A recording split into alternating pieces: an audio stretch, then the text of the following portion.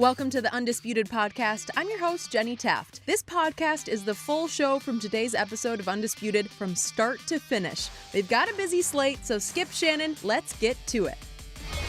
Good morning. Welcome to Undisputed. I'm Jenny Taft with Skip Bayless and Shannon Sharpe. Guys, good morning. Good morning. How about Tampa Bay? Now tied with the Saints for the division lead?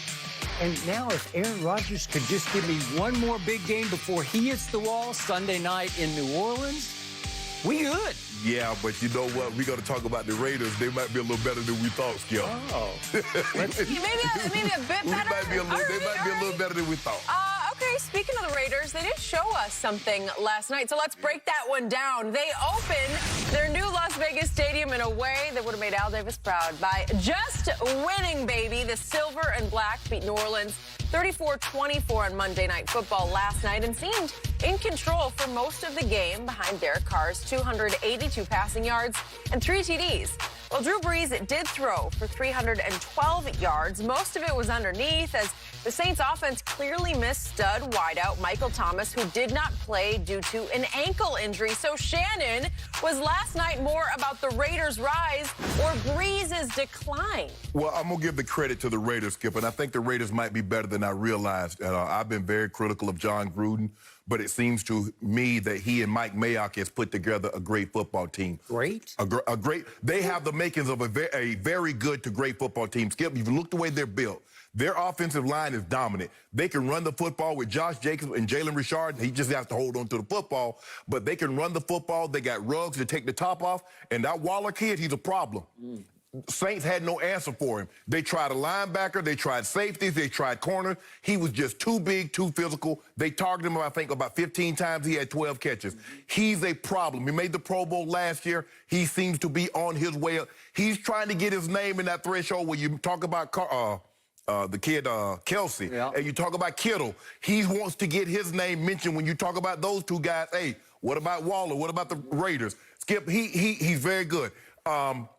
Derek Carr, I've never been the biggest fan of his, but I think Gruden has settled him down.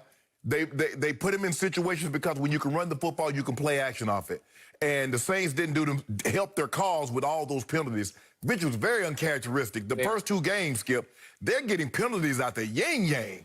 And I know Sean Payton is not happy with that. Nope. But if you look at the Raiders, Skip, they were 12 of 19 on third and fourth downs. Yep. They were 10 of 17 on third down, 2 for 2 on fourth down. Yep. That tells me if you can't get a team off the field on third down, you're going to get beat. That also tells me they're possessing the football. 36 minutes time of possession for the Raiders, 24 minutes for the Saints. And so for me, I look at it, it seemed the Saints seemed in control of this game.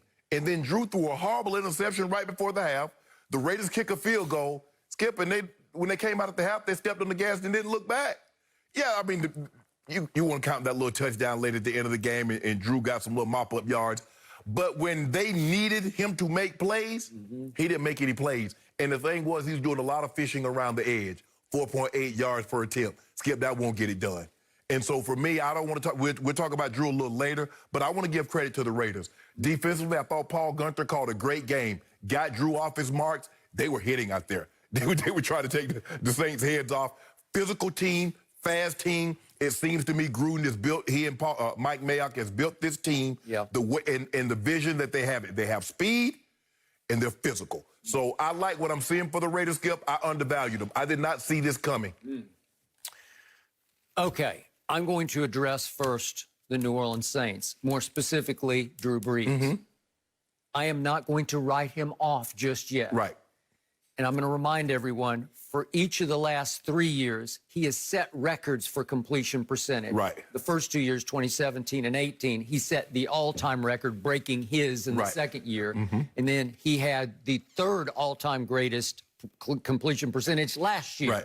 So it's hard to argue with 74% completion because it's impossibly great. Correct. This year, he's dropped all the way down to 64.7%. What am I seeing from him over the last couple of years?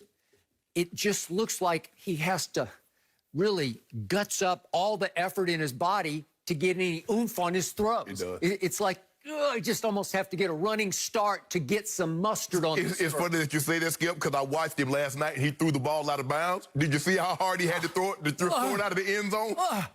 Every throw looks like it takes all he's got left just to get something on the ball. He is so smart, obviously. He can be so accurate that he's still going to be a factor and a force through the year. Yes. So I'm not saying they're dead in the water because they are not. But he was without Michael Thomas last night, and Traquan Smith is just okay, and I think he was struggling a little bit with him. But more to the point, you love Jared Cook, and so do I. Yes. He was really quiet last night. He just had a couple of catches. Right. We both love Emmanuel Sanders, and I don't know what's wrong with him, but he just doesn't look like Emmanuel Sanders. Right. He and Drew, for whatever reason, haven't gotten on the same page. They're not on the same One page. catch on 4 targets. He got 1 catch last night, and I can't even remember it because I just kept thinking, where is he? I thought this was his night to rise and shine on Monday Night Football because he has been, in his career, a big night, big game player. Okay, so that's New Orleans. But to your point, I thought there were times in the first quarter and even early in the second quarter, I thought this was going to be 35-14 Saints. I did too. That's why I can't completely write them off. Now back to your point. They ran into a buzzsaw last night in what they're now calling the Death Star, that new stadium in Las Vegas, which Ernestine and I have driven past as it was being built, and it looks like a Death Star. It is spectacular. It was empty last night. Very fitting of Vegas? Yep, very fitting of Vegas, except there were no people there, including Mark Davis, the owner, who said, well, if we can't have people, I'm not going to go. So he missed his first game since he was 8 years old as Al Davis's son, obviously. Wow. So the point is, you got to see on the national stage a coming out party for John Gruden's Oakland Raiders. I'm a big Gruden fan. Las Vegas now. Huh? Las Vegas. But they're always in my heart. They're going to be the Oakland Raiders because I've covered them my whole life. There's a part of me that's a Raiders fan because I loved Al and I knew him and I was close with him. So they're the Oakland Raiders to me. They just happen now to reside in Las Vegas. But that's okay. But I'm going to still call them the Oakland Raiders because Raider Nation's going to think of them as the Oakland Raiders. And yet I'm a Gruden fan because I also know him and I do believe in him. I've told you, he creates a force field that is second only to the Jimmy Johnson force field that I covered early in Dallas in the early 90s when he created a dynasty that should have gone on and won like 5 straight Super Bowls, but we know what happened between Jimmy and Jerry. Correct. The point is, John Gruden is a front runner in the best of all. I'm saying it completely positively. He's a front runner. Give him some front to run with. You got to give him something. Right. And all of a sudden, to your point, Mike Mayock gave him a little something. So let's talk about Darren Waller, who took the game over last night. That was his coming out party on a national stage, even though last year, among tight ends, he had the second most catches and the second most yards to Travis Kelce. Right. And when Kelce, obviously when Kansas City made it to the Super Bowl and he couldn't go to the Pro Bowl, Darren Waller got named as the alternate to replace him and had a thumb injury, so he couldn't actually play in the game, so he didn't get credit for being in the Pro Bowl. But that's how good he already is. So what do we see from him? When did I get to know him? Maybe you got to know him. Hard Knocks before last season, right? He was a great story because he got busted by the league twice for substance abuse. Right. Don't know exactly what the details were, but he got a 4-game suspension. This is when he was in Baltimore. And then he got a whole year suspension. And he talked open-heartedly on Hard Knocks about, I blew it. I nearly ruined my whole career. And God bless him. I want to knock on wood for him. I hope he's going to stay on the straight. So do I. It can be a problem. The demons can creep back every day. When you least expect it. But the point is, he's 6'6", 255. Coming out of college, he was not a tight end. He was a wideout at Georgia Tech. He was the Calvin Johnson, Demaryius Thomas mode. He was that big wide receiver. Big wide receiver. And guess who said, I want that guy? Ozzie. Ozzie Newsome, still in charge, obviously in power in Baltimore at that point, said, I'll take a 6th-round flyer on him because I see something. And when Ozzie sees something, he is invariably correct about it. And he was correct about this kid until he had the drug issue. Right. And then all of a sudden, they had to keep him on the practice squad, and Mike Mayock said, I'll claim him off your practice squad. Right. And all of a sudden, going into Hard Knocks, he's a brand new Oakland Raider, right? Yep. So what do we see now? He ran, coming out of college, he ran 4.46. Well, he only weighed 240-ish then, so he's put on about 15. Hey, at that size, that's still booking. 4.46 at 240, that's booking. Okay, so to me, John Gruden keeps making the point, I will take him over Kittle and I will take him over Kelsey. I don't blame him. Right. I would too. As a pure pass catcher, you help me. You are in the Hall of Fame at that position. This is pure pass catching. You want to talk about matchup nightmare? Yeah. They tried everything. They would bracket him. They would double him. They would try their best DB on him. They put Lattimore on him. And that's the advantage that the tight end has, Skip. When you have a guy like Kittle, you have a guy like Kelsey, you have a kid like Waller now, because of the size advantage. You're talking about 6'6" versus Lattimore's what, 6 foot tall? Or you're talking about a linebacker. Yep. You get linebackers to rush the quarterback or thump the runner. You don't get them to cover the tight end or safeties. That's not their expertise. And so this is why these guys, and when they get it going, that's why it's like, wow. It's such a mismatch when you have that guy. Skip, they tried everything. And I'm like, bro, y'all better double him. Y'all might as well say, look, Lattimore, you take a wide receiver. We're going to bracket him with a linebacker and a safety because you're trying to go one-on-one, and that's not the answer for him. Derek Carr has such a wavelength with him. He's so dependent now on Darren Waller that it doesn't matter what the coverage is saying. He's just going to throw it to him because he thinks he can beat any kind of coverage. Yes. And oftentimes last night, 16 targets, 12 catches, he did. Right. And to my eye test, he is moving at a little different speed in quickness and overall speed than Kelsey or Kittle can move at. Right. To me, it's hard to argue with what Travis Kelce has done on the biggest stages in the sport. 4 straight 1,000-yard seasons. Okay, and it's hard to, like, I need to see a little more of Darren Waller in big games, and they're about to have a bunch of big games. They're about to have a bunch of them, because they're going to go to New England, and pretty soon they got to go to Kansas City. But it's a start, Skip, because he did this on a national stage. And that's what sometimes guys have to have a breakout. Because a lot of times, Skip, you play in your games, you don't really see, you just look at the stat line, you're like, okay, yeah, he had this and this. But everybody watches Monday Night Football. So everybody's around their TV that's in the NFL, and they're like, well, wait a minute.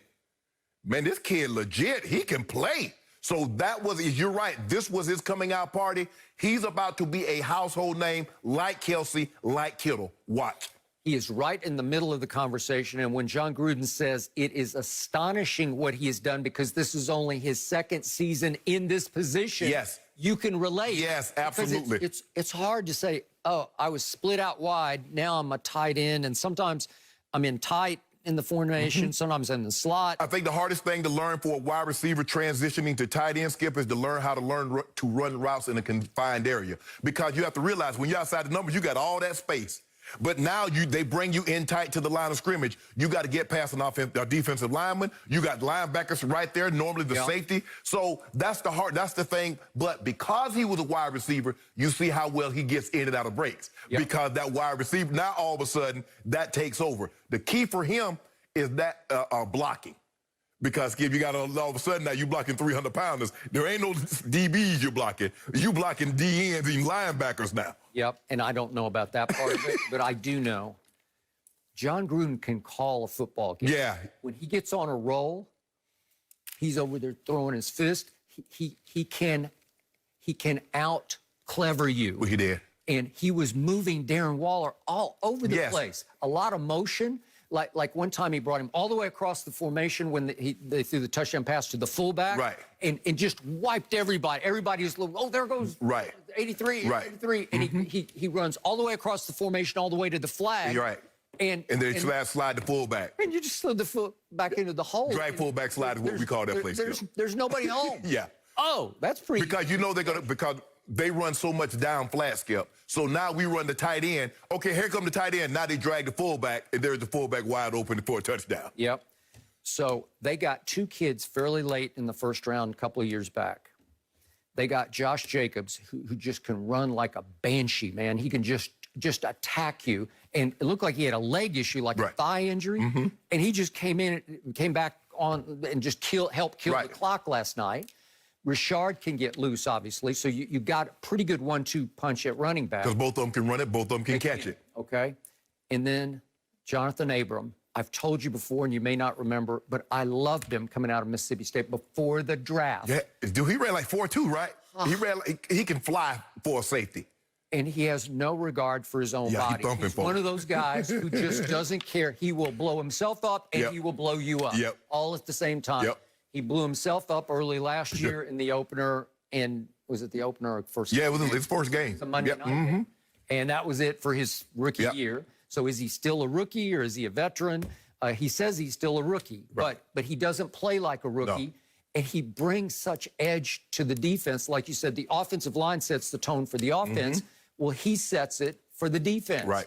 So you got two young players who have, they run with guts. They play with guts, with edge, with passion that Gruden thrives on.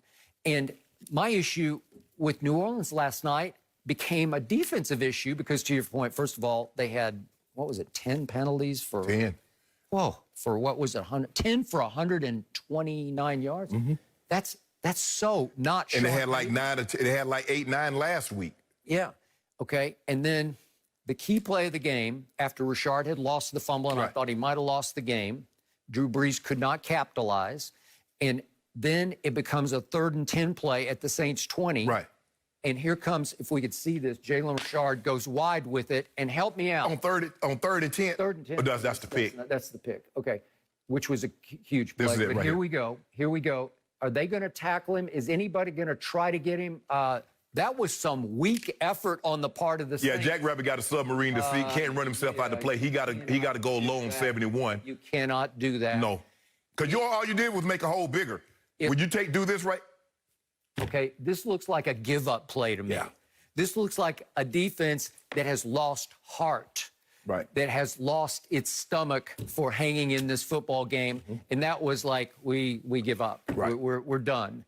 I didn't think I would see that from a New Orleans Saints defense because I don't see that usually. That's not the MO. Yeah, I thought they got Dennis Allen's defense. I thought they got dominated last night. Because the Raiders got whatever they want whenever they wanted. They did. To your point, what'd you say, 3rd and 4th down? They were 12 of 19. Okay. 10 of 7. First of all, to have that many 3rd downs, Skip, do you know how I mean, because they only had 9 possessions, and right now the league average is about 11. 17 third down? 17, and you allow them to convert 10 of those, and then they go 2 for 2 on 4th down. Yeah, you're probably going to lose the game. Unless they turn the ball over like the Cowboys and then you have a ballhead play like the Falcons, you're going to lose the game. You allow a team to get 10 of 17, convert 10 of 17 on 3rd down, you're probably going to lose the game. And give the Raiders, Skip, I think they have something here. I did not see this coming. I definitely thought, I was like, man, time has passed John Gruden by. But I guess Y2 Banana, he dusted off Spider Y2 Banana. And it's back in play again. But I think the biggest difference is that he's getting solid play from Derek Carr. You can run all you want to, but at some point in time. That's the bottom line to this discussion. Yep. How good is he? I'm never quite sure. I'm not either. He actually quietly had a very good year last year by Derek Carr standards. Right. They went 7-9. So they go 4-12 Gruden's first year, 7-9 last year. And he played at a pretty high level most of the year in the shadows. Right. Nobody really focused. Right. Now they're going to focus. He's going to Foxborough, Cam versus Derek Carr. Right. He's obviously a talented kid. Does he have this? Is he mentally tough enough to control his emotions and stay within the context of the offense and not let Gruden is hard to play for, man. He is, Skip. But I think the biggest thing is that when we look at young quarterbacks, we look at Mahomes. Mahomes is younger than Carr. We look at Lamar Jackson. We look at all these young quarterbacks, and they're like, okay, yeah, Carr's okay, but is he that? Is he Deshaun Watson? No. Is he Patrick Mahomes? Is he Lamar Jackson? Is he Dak Prescott? Right. No, he's not. So that's the problem that he's up against, Skip. He's a young quarterback, but there are some quarterbacks that's younger than he is that's so much better than he is. Okay, so look at what happens on their schedule. They go to New England. Okay. Not easy. They got Buffalo at home. Not easy. At Kansas City. Obviously not easy. Then they get a bye. Then they get Tampa Bay. And then they go to Cleveland. Well, that's a pretty rough stretch there. You've got to survive it. We'll find out the first half of the season how good they are. But the back half, we don't have to go through all the games, but trust me, really the last 9 games, all of them are winnable for Derek Carr and John Gruden and what we saw from that defense last night. That they might be able to win 8 of these last night. They might be able to get on a real roll. They might be able to get to 10 wins. Would that get them a wild card? Oh, yeah, absolutely. Yep. Yeah, absolutely. Okay. So it feels like, and again, I root for Gruden, you don't, but it feels like I'm going to root for him to get a wild card because it seems within their grasp. Yeah, well, Skip, he was my brother's position coach in Green Bay. Now, my brother swears by him. He loved John Gruden. Andy Reid was on that staff, Mariucci, obviously, and he swears by John Gruden. He loves John Gruden. Let me just tell you this. Of all the football people I've ever talked to, had like hallway conversations with about football, he is the most fun of anyone I've ever talked to. He can talk ball. Yes. And he loves it. He does. Almost as much as he loves his wife and kids. You know, like it's just his whole life is ball. It is. And so that's why I root for him, because he's basically a good guy who's really hard on his quarterbacks. But after the game last night, he was highly complimentary of Derek Carr. I think he's trying to mellow a little bit. Right. Let me just take it a game at a time and just be nice to him. It just seems this is his 3rd year with Derek Carr. It just seems like, yeah, I'm happy, but it's kind of like, it's like an arranged marriage. I didn't, go through I didn't pick you. No. This was arranged. You were already. I agree. That is a good You were point. already here when I got here, so. But now I gotta make peace with you. Yes. Right. Sorry, Jenny. That sounds like a long life, an arranged marriage. You had to get the relationship in there. No mercy. The Lakers and Nuggets face off Game 3 tonight with LeBron and company holding a comfortable 2-0 series lead. Denver had a chance to tie the series Sunday night, but Anthony Davis's dramatic three-pointer helped LA steal a win at the buzzer. Tonight would basically be an elimination game for the Nuggets, as no team in NBA history has ever come back from a 3-0 deficit to win a playoff series. So, Shannon, will the Lakers go up 3-0 tonight? Yes, and I expect the Lakers to approach the game as if they were down 2-1. They know what the Nuggets are capable of. They are a desperate team. And the thing is, Skip, when you look at the Nuggets, the Lakers got themselves in troubles, just like the Clippers, just like Utah in the series before, is that when you turn in the 3rd quarter, if they turn you over, now they can become ultra aggressive. They get to the free throw line. Because if you look at what they shot 33 free throws, 13 in the 4th quarter. So now they turn you over. You don't get an opportunity to score the basketball. They stop the clock. They go to the free throw. They trot to the free throw line. And you got to be able to weather that storm. And the Lakers did a good job. Anthony Davis did a good job of bailing them out. That was the old great decoy by old LeBron James. You saw LeBron just stand there. Everybody go rush to him. I didn't understand. Yeah, that decoy. Decoy. That's what I am, Skip. I'm the designated decoy. So I go out with my homeboys and I pull out the parking lot. Police pull me over, think I have a little bit too much.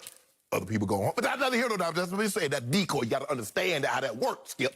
Playing it all along. I didn't get that. You didn't understand that? That was a decoy. But anyway, I expect the Lakers, they understand we don't want to give this team life. And the one thing, because everybody's going to say, oh, they got life now, 2-1. They're right back in this thing. LeBron James, he's not going to do anything out of the ordinary. He's going to be LeBron James. And whatever the game dictates he needs to do, that's what he's going to do. We saw the first half. He saw second game. AD did not have it going. LeBron takes the game over in the first half. They jump out to the lead. The second half, AD takes it over. LeBron had 20 in the first half. AD has 22 in the second half. And that's what the luxury of having a great 1-2 punch. Because if one doesn't have it going, the other can bring it home. That's something the Clippers really never got, Skip. Either Kawhi really never could have an off game because Paul George never really could bring him through. Well, Paul George, if Kawhi's off, you can see what happened. It seemed like the Clippers like, what is the basketball? What are we doing out here? They couldn't figure it out. They're getting timely shots. Danny Green's starting to chip in, giving them 11, 12 here and there. KCP chipping in here and there, getting great production off Dwight. Dwight needs to settle down because he got himself in foul. A lot of that, him trotting a yoke to the foul line. Skip, I love Yoke. I think he's the best big. I'm listening to him as a 5. I would take him over all other 5s, including Joel Embiid, because I can count on him playing, and he's a better passer. He can score just as proficient. He's not the defender as Joel Embiid, but I would take him. But he's no match for AD. And I expect AD to have another monster game, and I expect the Lakers to go up 3-0. Can I get some dew on it? So, quick question. Yes, you can. And cross-examination. Yes.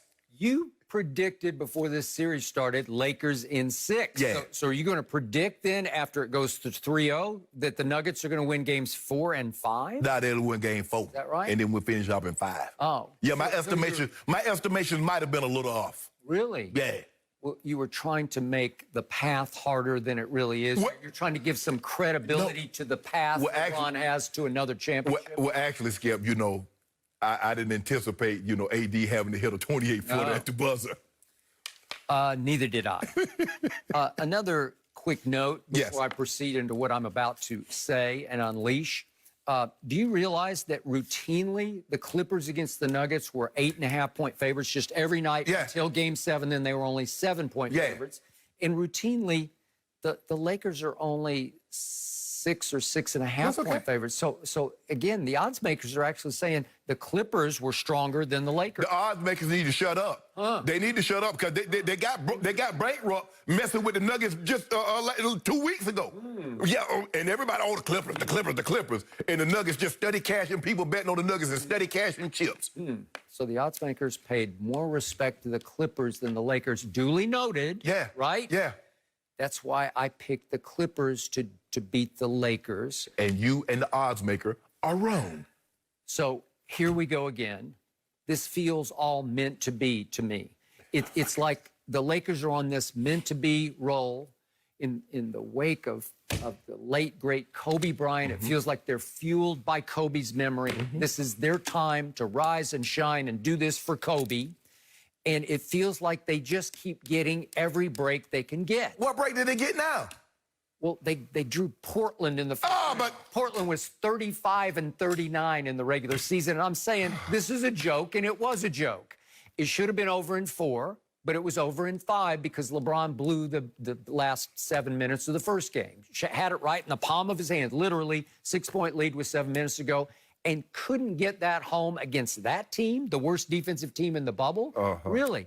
Then the Rockets, right on schedule, after they win Game 1 convincingly, lose Game 2, it's 1-1, and Daniel House bubble burst. And he's gone from the bubble, we all know why, and it wrecked the psyche of the Rockets. And they basically just rolled over and quit. We rolled them over. Yep. That ain't roll over, we rolled them over. So here we go again with Game 2, and LeBron James can't lose for winning. He even gets a break when he goes into his shell and he freezes and he hides on the last play. Decoy. It was called for LeBron. They called it in the huddle because you got to pay that homage to LeBron. He's LeBron James. The only other time in his career happened to be that game in Chicago, that playoff game when, what's his name? The David Blatt. Barely departed David Blatt.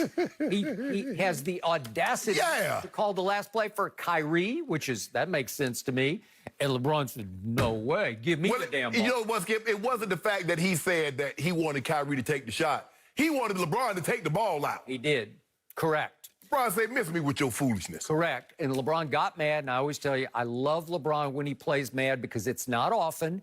And he just took the inbounds pass. I can't remember if Kyrie threw it inbounds. I doubt it. Probably came from somebody else. But he just goes right up and shoots it. It wasn't a 3, but it was a long 2 from the corner. It's a hard shot. Buzzer beater. And he ripped it at the buzzer. And it saved their bacon because they were starting to get in trouble against Derrick Rose and company and Noah. Had them all along. Right? Okay. So here we go again. It's 2.1 seconds left. Denver almost got the rebound off a Caruso missed 3, which was predictable, and they couldn't quite come up with the basketball. So it's 2.1 left. Lakers inbounds. Rondo says, put me in, coach. Good. We'll let you throw it in. And they call the play, as they should have, for LeBron James. And if we could see this one more time. Decoy. He just stands still because decoy. If that ain't the best LeBron, decoy. move. Don't move. Don't move, LeBron. It's your call. Don't move, LeBron. Stay right there. Look at that. Walk up. What? So let's put this in context. LeBron James in the fourth quarter was 1 for 6. He was 0 for 3 from 3, and he had created or committed 2 turnovers.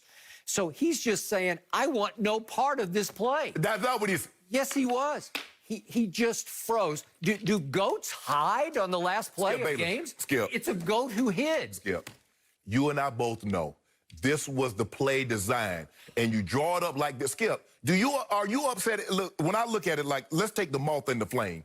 I don't have to move the flame because the moth is attracted to it. LeBron didn't have to move. He knew two would come to him, and one would have to be guarding Anthony Davis. So what he did is that he drew two. AD got a wide-open jumper for the bucket. So help me out. Mason Plumlee ran straight to LeBron. For what reason? LeBron is not moving, and it's only 2.1 seconds, see, so there's not time for much to happen. This is what I love about it. The NBA have sideline cameras, and before the play, Grant is telling Plumlee, I want you to come right here. Come right here.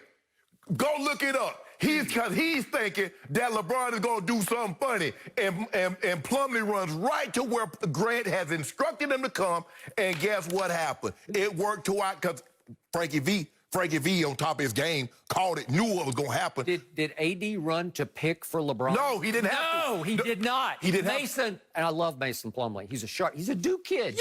Yeah. High IQ basketball. Yeah. What are you doing, Mason? What's in your head? What's your thought process?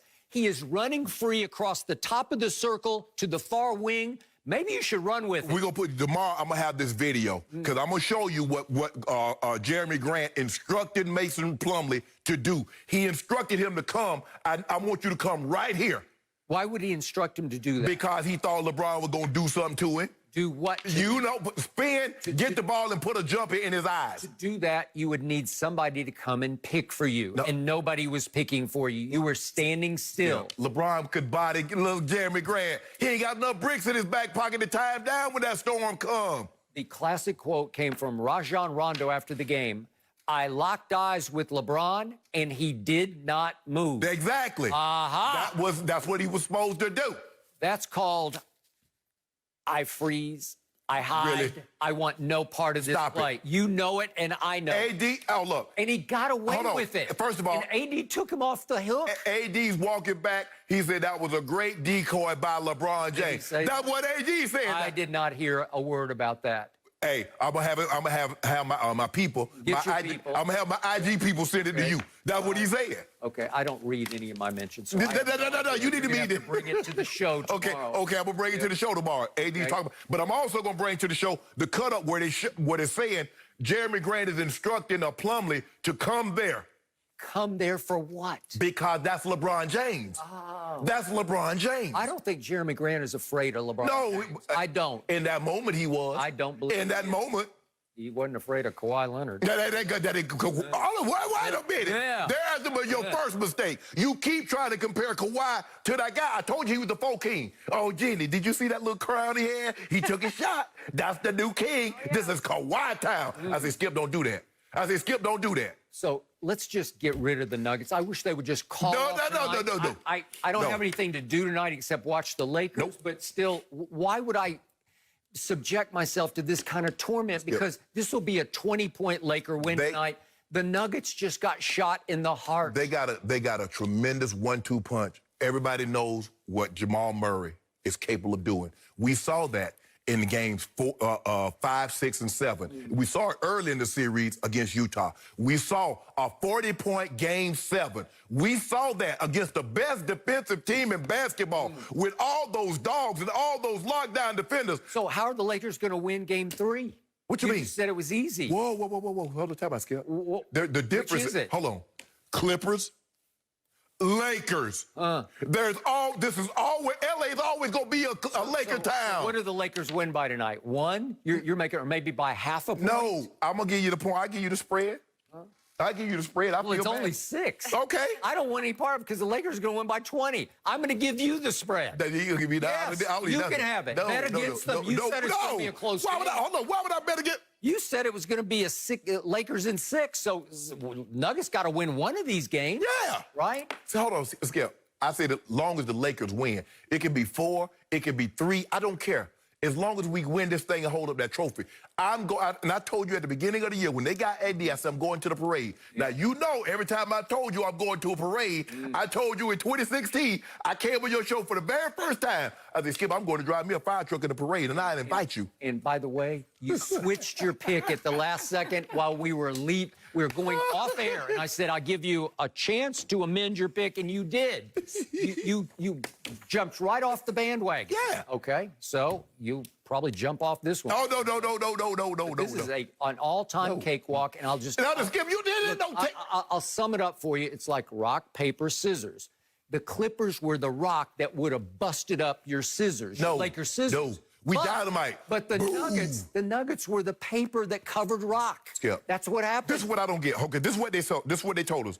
The hardest team in the bubble, with the bubble MVP, Dame Lillard and the Portland Trail Blazers, the greatest 8-seed team in NBA history. You didn't hear that from me. The Lakers dispatched them.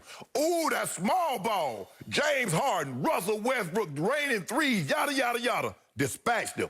Okay, the Clippers. Ooh, the Clippers. They don't want to see the Clippers. Okay, let's just let the Clippers get past the Nuggets. Y'all up 3-1. You over there pounding your chair. Yep. Woo!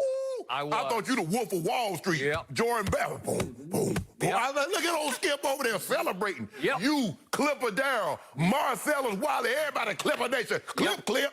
Yep. Clip. Hey, well, guess what happened? Clippers, Flippers, Slippers. Lucky. You're going in 7. You got so lucky. No, but how did we get lucky, Skip? Y'all were up 3-1. I got Lakers by 20 today.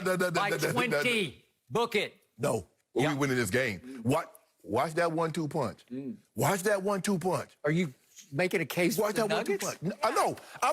Hold on. We got the baddest 1-2 punch. Oh, those guys. Yeah, but you make it seem like Jokic and Murray some chumps. You got one punch, and that's AD. There you go. So hold on. So LeBron James is averaging 26, 10, and 8 in the playoffs, and he getting carried by AD now. Goats don't hide on the left. Really, Skip? Yep. Really? Yep. I mean, you gonna say that with a... Yeah. I said it with a straight face because you know I'm right about it. So since when is 26, 10, and 8 chicken feed? He rolls out of bed and has those numbers. Well, why your guy didn't have those numbers?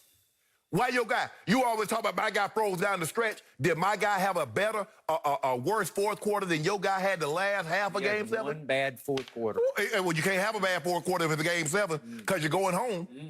Yeah, unfortunately, those just don't last. You are home. Okay, well, Skip's Clippers, yes, they are done. They're out of the bubble. But, you know, his Cowboys did pull off a pretty impressive win last weekend, but it doesn't get easier for them. This Sunday, Russell Wilson and the Seahawks are getting ready to host Dak Prescott and the Cowboys in America's Game of the Week on Fox. Both teams are coming off dramatic wins, but according to Fox Bet, Seattle is a 5.5-point favorite heading into the matchup. So, Shannon, are you surprised the Cowboys are that big of an underdog? I'm not, and probably if the fans were in the stadium, they'd probably be a full touchdown, Skip, and I think they gave them... Because it's kind of hard to evaluate. This is what we normally know. You normally get 3.5 points for home field. Give or take, it all depends on the home field. Kansas City might get a little bit more. Seattle might get a little bit more. Someone else might get a little less, considering on the crowd. But when you look at Seattle, Skip, Seattle, Russ right now is the MVP. The guy has 9 touchdown passes with 11 incompletions. That's how good he's been playing. That's the level in which he's at. The Cowboys, for all intents and purposes, really should be 0-2. And I think the odds makers are factoring that in. And when you look at Russ and the way he's playing, and you look at Metcalf, and you look at Lockett, and you look at Moore, they can run the football with Carson. And you always got to worry about Russ. Skip, what's so frustrating about Russ is that you could do everything right. You play it by the script, they're going to come out this, you know what they're going to come out and do, but Russ can throw the script away and go scramble and get 25 yards. And then he slides down. You're like, okay, he run, I'm going to get him. And next thing you know, he slide, and then you got to go over the top of him. Or he runs around and then do what he did, find Lockett in the back of the end zone for a touchdown. Yep. Or he can make pinpoint throws like he did in the corner of the end zone. Or he can go over your head to DK Metcalf. I love this. I'm surprised. You know what, Skip Bayless? I'm going to go and give you know what? I'm so confident in Seattle right now, I'm going to go and give you 6 points. 6? I'm going to give you 6 right now. Done. I'll take it. Yeah, I saw you coming. One case. Yep. One case. And my guy, Russ, going to outplay your guy. Thank you. Wrong. So I must admit, I always tell you, I guess the spreads before I reveal the spreads. Right. I thought this would be 4-ish, somewhere in there, and it was 5.5, and it surprised me because there's no 12th man. I assume it's still going to be empty. That's Right. the last That's what I'm assuming also. Okay, so the Seahawks just lost Bruce Irvin, who I thought was their most dangerous pass rusher. He tore his ACL. They just lost Marquise Blair, who was their #1 nickel corner, who they love. And he tore his, I think it was his ACL. We've had a spate of these through the weekend. It was horrible. Okay, so those are two key defensive players. Down, gone. I spent last night trying to get happier about that all-time great escape, that all-time stolen victory that the Cowboys took from the Falcons on Sunday, thanks to the wildest onside kick recovery I've ever seen. And I kept saying, okay, step back from it. What happened in the second half? Really, for the whole game, what happened? Dak Prescott was extraordinary. Yeah. He fumbled early. Zeke fumbled early. We got that. They lost 3 fumbles in the first 8 Schultz minutes. fumbled. He did.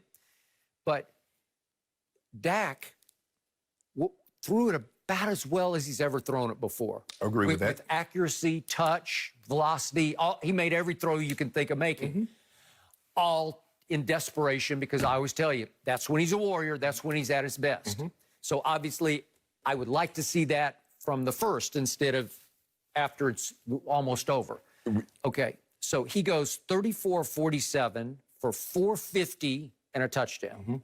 Didn't throw a pick, which is when you're winging it all over the lot last night like that, and you don't throw one interception, that's pretty good, because usually he'll throw a couple when he's desperate. As long as you don't, Skip, as long as you don't get greedy and force anything, you should be fine. And Dak did a great job of not forcing it. Oh, y'all gonna give me CD Lamb for 8 yards? I'll take him. Y'all gonna give me Shades for 6? Oh, I'll take the swing to Zeke out the backfield. Schultz, excuse me. I'll throw it to him. Yeah, I'll throw it to him a bunch. He'll be my primary receiver. You got 10 targets. Yeah, 9 catches for 88 yards and a touch. I thought Zeke, once again, for the second straight week, looked like 2016 Zeke to me. He did. Whew. He was running downhill. Best body lean in the league, and it's back. He looks fitter. He looks hungrier, so to speak. He looks like he really does want to eat. And if there's a wall there, he's going to run through it. Okay, so I love this combo going to Seattle, because I just watched Cam Newton throw for the 3rd highest passing yardage he has in his whole career. 397, almost 400 yards passing. I watched him run for another, 47 yards, because at the goal line, they couldn't stop him until the final play. So they came within 1 yard of pulling off a huge upset at Seattle. Dallas usually plays well against Seattle. They have a good sort of chemistry with them, where they hang in with them. I know they had a hard time in 2017, but I remind you, that playoff game was the first round playoff game after the 2018 season. It was at Jerry World. I thought it was the best Dak played in a big game from start to finish. The numbers aren't like huge, but he was 22 of 33 for 226 and a touchdown, 1 interception. But he ran it 6 times for 29 more yards, but they were big yards. You always talk about that third down run. Thing, 3rd and 14 from the 17 with the game hanging in the balance. Who goes QB draw? I think we might even have that. We got it. We have it. Look, up. He almost scored. He almost went John Elway helicopter into the end zone. Come on, and he runs over and through. Come on, Wags, get that man. Seahawks. This is a big, strong man who can move. I'm not saying he's quite Cam, but he's in the ballpark, where this year, for the first time, Mike McCarthy is telling Kellen Moore, use his legs more. He scored 3 rushing touchdowns in the second half on Sunday against Atlanta. And I'm saying I want to see more, because he's been I'm knocking on wood for him. You're going to see more. But he's durable. Has he not been durable? Hadn't missed a start. You're going to see more Russ. Russ is playing at Skip, he's playing at another level right now. So here we go again. It's just like Matt Ryan comes to Jerry World. It's you got to win it 40-38. I think they could hang 40 on Seattle's defense. I just believe that, because they have that kind of firepower. CeeDee Lamb, my man, is starting to get more and more comfortable with his role, with what it feels like to be playing pro football. And when you have 3,000-yard receivers and all of a sudden, excuse me, the backup tight end is starting to look like a starting tight end, and Zeke's looking like 2016 Zeke, I think they can explode. And it sounds like Tyron Smith, the left tackle, the all-pro, they said it looks good for him off his neck injury, stinger or whatever he had, to come back. So they had 2 undrafted young tackles, a rookie and a first-year player, hang in there and do pretty well, especially in the second half. It was pretty good. Yeah. I thought Dak had pretty good time to throw. Yep. So even if they have one of those kids, still probably Terrence Steele would move back to right tackle, maybe they can hold up to where this offense could score, I don't know, 38, 39, 40 if need be. And I think they could do it at Seattle. I think the thing is that the thing that the Cowboys didn't have to worry about Sunday that they had to worry about this Sunday is Seattle's ability to run the football. They average 150-plus yards a game running the football. They do. Atlanta didn't have no resemblance of a running game. For whatever reason, Todd was running the ball fairly well, but they had such success throwing the ball, they got away from it, and I guess they got away from it. And that's Dan Quinn. That's on the offensive coordinator to make sure Gurley still get his touches, the running game is still flowing correctly. So with that being said, the zone read for Seattle, with Russ' ability, he's a magician with the football. Carson can run the football, and then they play action off of that. Skip, I think we both agree Seattle's New England secondary is better than Dallas' secondary. And Russ carved it up. Russ carved it up. No, I'll give you that. Especially one corner is. And obviously Devin McCoy. Well, I'll give you that. Yeah. I will give you that. And he did carve them up. Carve them up. And he will carve up my secondary with no problem. Yes. I give you that. If they want to run the ball, let's see if they can run it. Because remember, they came to Jerry World, 2018 playoff game, the leading rushing attack in all of pro football, and my team held them to 72 yards. Yes, and I thought in a situation like that, when you have Russ, look, I understand that you're the best running team in football, but you have Russ, and if somebody's going to gear up, they're going to put 8, 9 guys in the box, throw it. And now Russ is in complete control. This is his offense. This is his team. They allow him to take ownership of this. And now we're starting. He says, I'm the best quarterback. I'm taking ownership of this. I'm going to separate myself. And thus far, it's 2 games. He looks like the best quarterback in football. And I'm anxious to see what he can do to keep this going because the last couple of years, he's always gotten up to this great start. He had the one slip up. It was they played Lamar, and then Lamar came out here to the Rams and put a 5-touchdown performance, had a perfect QB, a passer rating, and he didn't look back. But Russell, the Cowboys turned the ball over 3 times against Russ, and they're not kicking field goals. They're getting touchdowns. They just won a game with they lost the turnover battle 3-0, and they won 40-39. And gave up 39 points. How can you do that? It's impossible. No. It's impossible to recover that onside. But they did it. Yes. So maybe something is happening in Dallas, Texas. Think about, Skip, to put this in context, think about how many things you have to do wrong in order to lose a game in which you score 39, you're +3 in the turnover. How many things you got to do wrong? You don't turn it over one time. Not one time. You get sacked only one time? Really? And the other team fails on 2 fake punts. 2 fake punts. And they go for it, and they go for it. They go for a 2-point conversion with 5 minutes left. Yep, and blow it. And they miss it. Yep. Huh. Interesting. Maybe none of the above will happen Sunday, and maybe it's going to be 40-39 again. But I'll be on the edge of my seat because my team is going to score. I ain't gonna be on the edge of my seat because I'm gonna be feeling real good because in Russ I trust. Do you? Yeah. No mercy. Michael Jordan is getting into NASCAR. The Charlotte Hornets owner is pairing up with Denny Hamlin to start a new NASCAR team, and Bubba Wallace will be the squad's first driver. Jordan is excited to team with the only black driver at the top level of NASCAR, writing in a statement, "I see this as a chance to educate a new audience and open more opportunities for black people in racing." Shannon, what was your reaction when you first heard this news? I was a little surprised, but then you think about it, and Michael Jordan, he's Michael Jordan, Skip, and as he mentioned, this is an opportunity for him to educate and maybe get more eyes into NASCAR.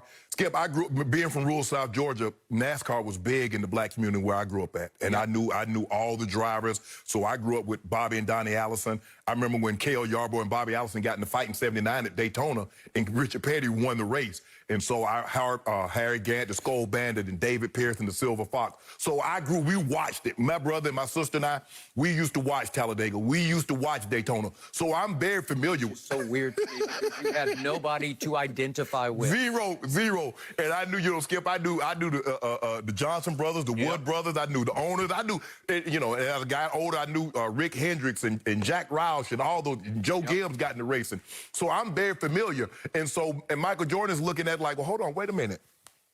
Denny Hamlin is a brand Jordan athlete. And they're very close. Very close friend. And Skip, Michael Jordan is from Wilmington, which is on the coast.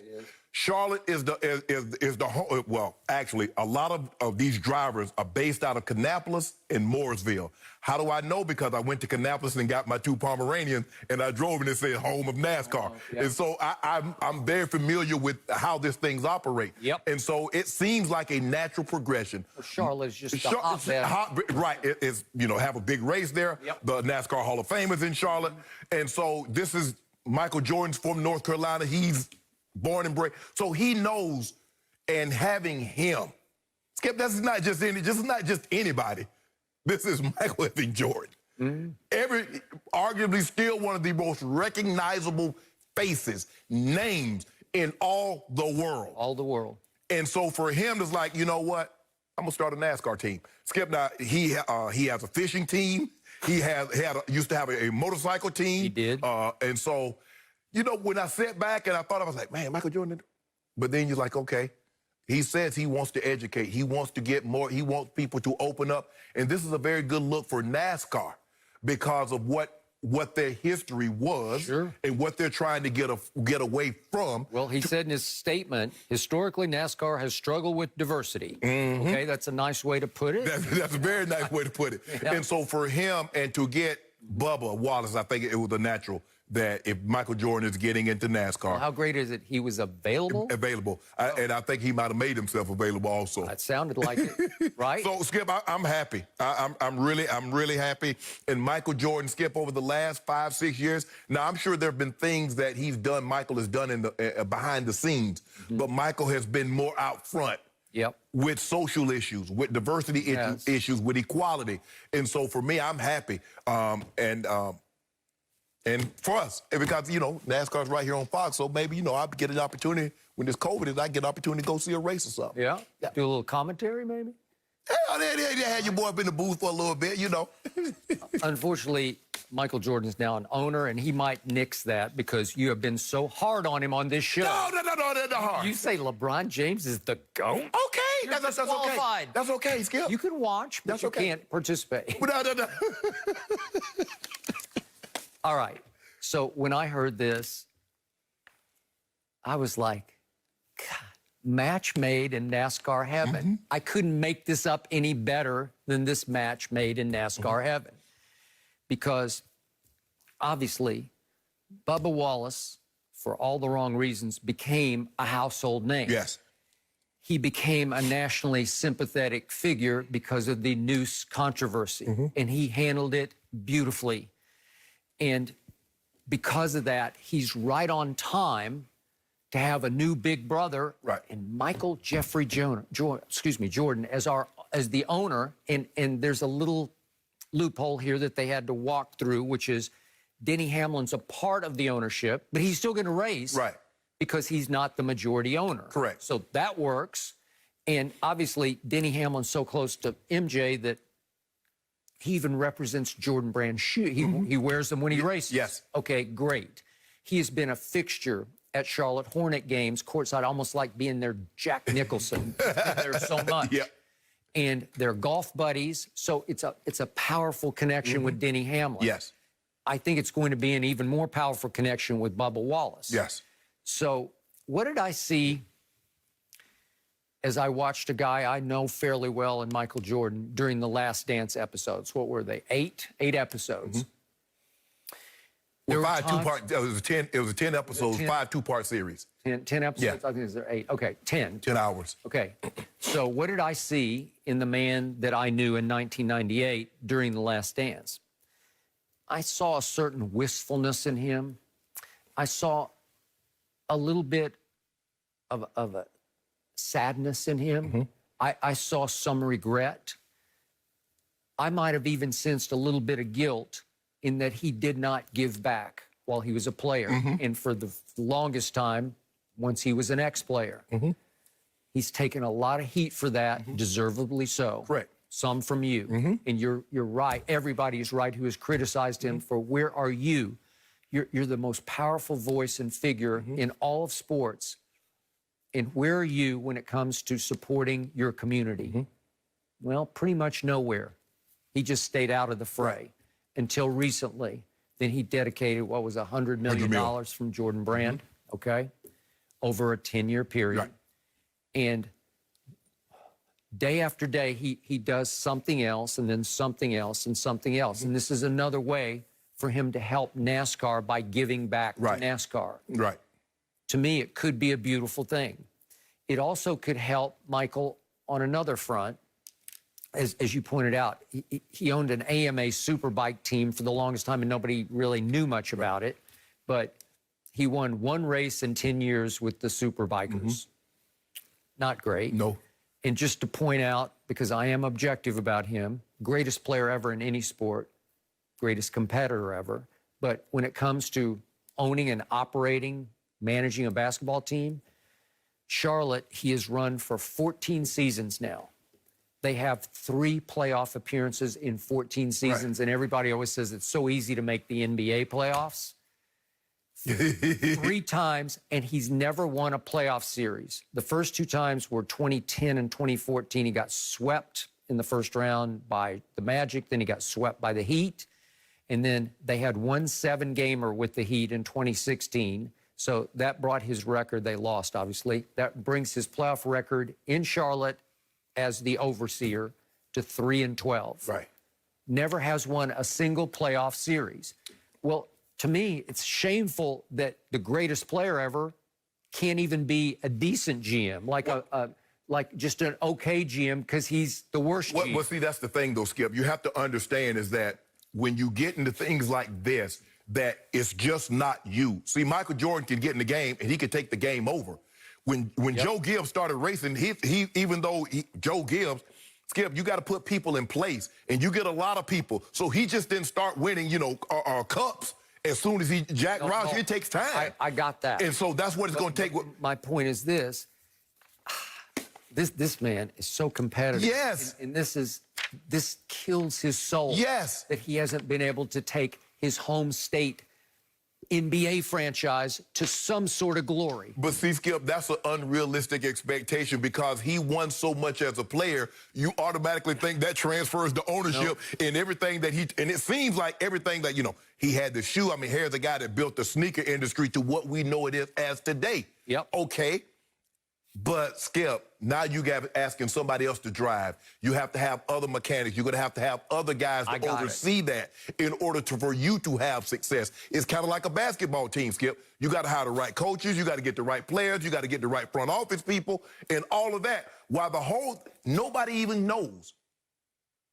They know that owner, Michael Jordan. They do. Okay, so this is a new frontier for him where I think he's looking at his NBA track record as a GM / owner. He's saying, man, maybe I can do a little better over here because it serves several purposes. Right. Obviously, diversity purpose, black ownership purpose, give back to the black community, help a sport that I grew up loving because he said his parents used to take him and his brothers and sisters to NASCAR. Yeah. And also maybe get a fresh start as an owner-operator with a hot, fairly young driver in Bubba, and here we go. Yeah, you got to get a great crew chief. Hey, Ray Abraham might be available. Chad Canal, hey, go get one of them. Maybe. And Shay know a little something about cars now. Back in the day. Are you volunteering? No. He is crew chief? I don't know enough about cars like that, Skip. Okay. Well, I volunteered to drive for him. No. Yeah. Skip, that's a whole different I animal. can be the backup. Skip, that's a whole different animal. Going 100 miles an hour is one thing. Going 180, 2 inches apart, is something entirely different. I don't know. I could be John C. Reilly in Talladega Nights, right? Yeah. You can be shake and bake. You can draft off me. Yeah, I don't think people realize, unless you've been to a NASCAR race and actually seen those cars and how fast they're going and how close. If you live in California, imagine getting on the 405, going 200 miles an hour, and you're fender to fender. That's what they're doing. You know what, real quick, I once drove in a celebrity race in Miami, Florida, right?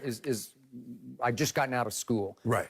And I was winning by so much that I was lapping people, and I couldn't figure out who was chasing. I didn't know how far ahead I was. And I was on the last lap, and I tried to go underneath a guy, and my left wheel caught the grass, and I just went, and I lost. So, but I didn't know how far ahead. They said, you could have just coasted in, you would have won. See? That's the thing. But I was winning. No. You preface that past tense. Yeah. You were. I was winning. Like the Falcons, they were winning twice. Yeah. And now they're the one in 2 different occasions in which they do not want to be. Gave up the biggest lead in Super Bowl history and one of the only team. I was winning. Skip, don't let me catch you on the track. On the road course, I'm a monster on that road course. Any day. On that road course, Name, time, place, I'll be there. on the road course, Skip. Competing about driving now, guys? Like, there's never a dull moment around here. Maybe, what about me? Maybe I actually have the skills. No, I Judy. covered racing. No, Miss Daisy, I all right. saw you on the road the other day. Yeah, I'm going so fast, you can barely see me. No mercy. Well, the Bucs are feeling good after their first win of the season, and newcomer Leonard Fournette joked about what it was like playing with the GOAT Tom Brady. Fournette said, I'm hard on Tom, he's hard on me, he expects a lot of me, I expect a lot of his bleep. He's a 6-time Super Bowl winner, so I expect a lot out of him. Just know that. So, Shannon, in your opinion, do you like what Fournette had to say? Nah, because he and Tom don't have that type of relationship. I don't think a guy just coming in that just got there off the street should think they could have that type of relationship to say you need to throw the ball better. And I don't, if they had that type of relationship, Skip, they had been together, say 10, okay, maybe Gronk and Tom, or maybe Julian Edelman. But for a guy that just got there that thinks he can joke around and talk to Tom like that and vice versa, no, I've always felt that, look, as a receiver, I have a lane, let me stay in my lane. Quarterbacks, you have a lane, you stay in that lane. Okay, hey, I need you to go a little harder, something like that. But to say that I tell Tom he could have thrown a better ball or he could have done this, nah, Skip, because I'm telling you, you're setting yourself up to have a major, major problem. I feel that's where this is headed to. Boy, the times have really changed. For a guy to actually really think, a guy that's won nothing, to say, you know what, I feel I can tell a 6-time Super Bowl champ, and I'm not saying Tom Brady is above reproach. That's not what I'm saying. And if Tom is not playing well, come on, 12. Come on, 1-2. I need you. Come on, give me a little something. I need a little bit more from you. Okay, but to take it to the steps that Leonard Fournette said he could go to, nah, Skip. Nah, I'm out on that one. Huh? I'm out on that one, Skip.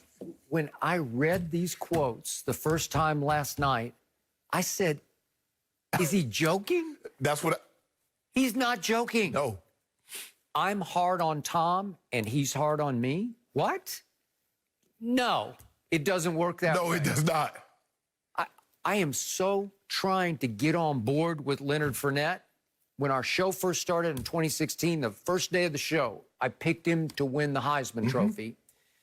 And he let me down because it's hard to deal with St. Nick's defense. Yes. And for the second straight year, he got shut down and shut out by Alabama. And that was the end of that deal.